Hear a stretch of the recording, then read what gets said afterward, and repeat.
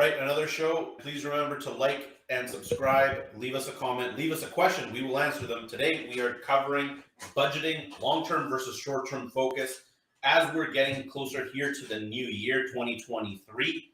In case you're listening to this later, it's about the middle of December here on 2022. And we really want to focus a bit on what should we be doing with our budgeting overall. And this isn't a episode about what to do about your next year's budget. This is more about what are the considerations of short, medium, and long-term investment in your marketing and your demand generation in general. So I wanted to start off by saying, at a high level, when you are budgeting for the long term, the cost per result will always be generally lower on a per unit basis.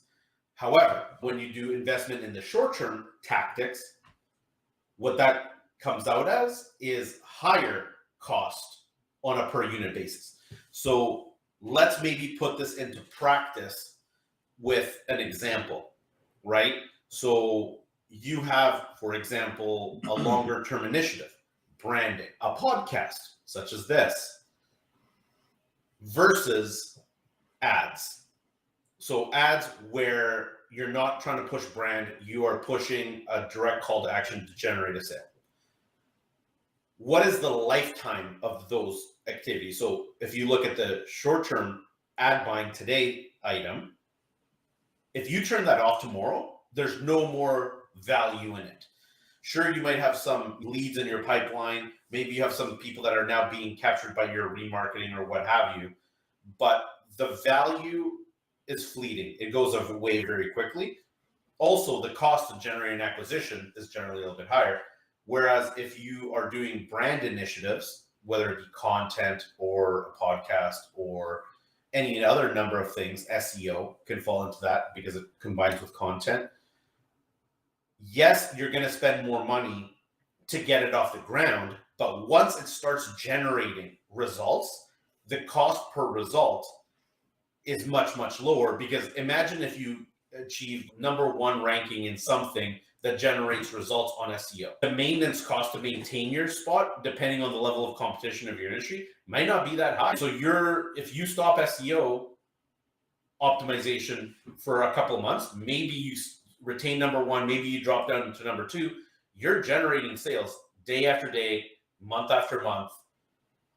And your incremental cost for those is only what you've paid in the past. So every lead, every result is dividing the total amount that you spent on that initiative more and more, rendering the cost cheaper and cheaper. In addition, once you get to that, say, like number one spot in an SEO, maintaining that spot, again, depending on your industry, takes less effort than getting there in the first place, right? And because it's like a winner-take-all game, once you're in that number one spot, the amount of results that you're getting for it really start paying off very quickly.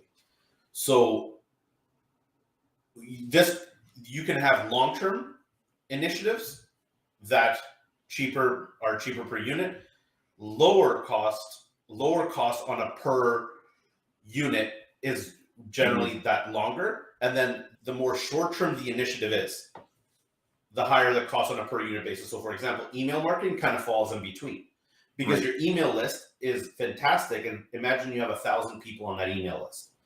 Yeah.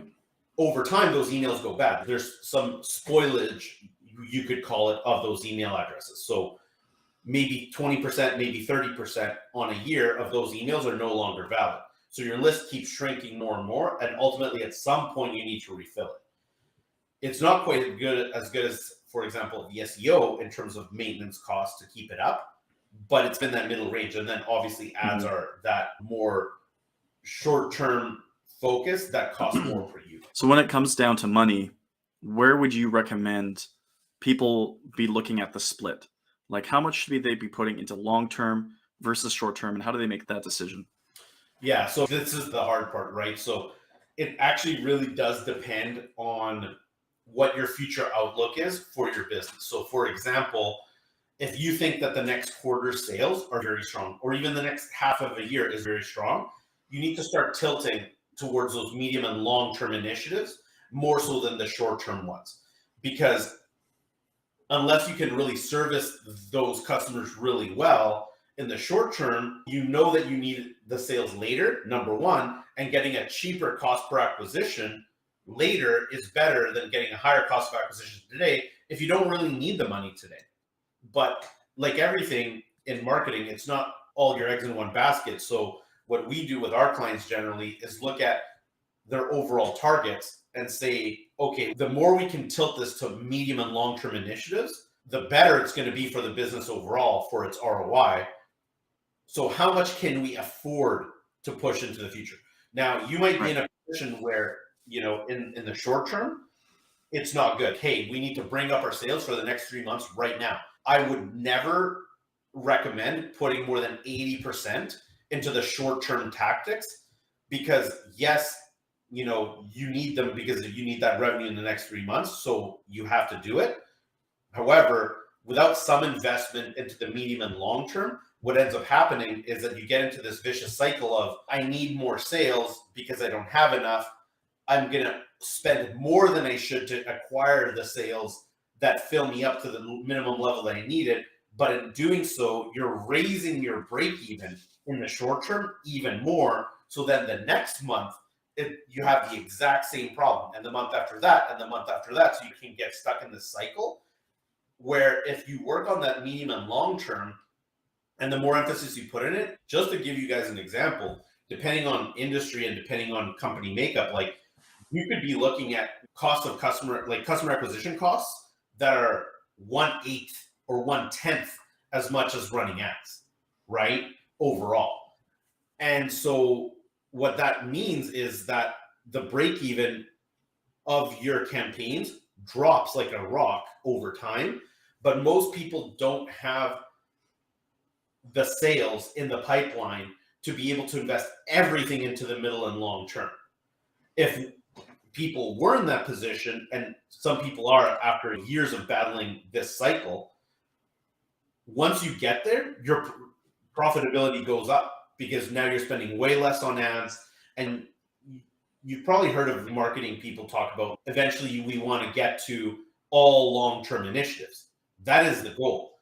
But getting there and having the cash to burn to do it is not something that you can just say, let's put all of our eggs into a long-term basket.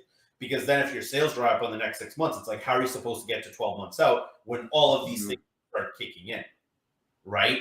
So one way or another, I would never put more than 80% long-term. And if you are doing that, means that your sales pipeline is full and or you have a mechanism to generate sales that you're not tampering with.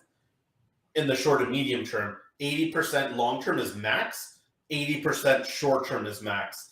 But really what you want to do is have a more even split of short, medium, and long as much as possible. And then if you start, for example, at 80 short, 10 medium, 10 long, then maybe take 10% of the time. So go down to 70, 15, 15, right? 60, 20, 20, and then slowly start massaging it so that it's even over time. And then you slowly repeat the cycle over and over again until eventually you could maybe hit that 10% short, 10% medium, 80% long and get to that end state. But that can take months, if not years. So that's all we got for today's episode. Check us on the next one. Please remember to leave a review, like, subscribe. Till next time.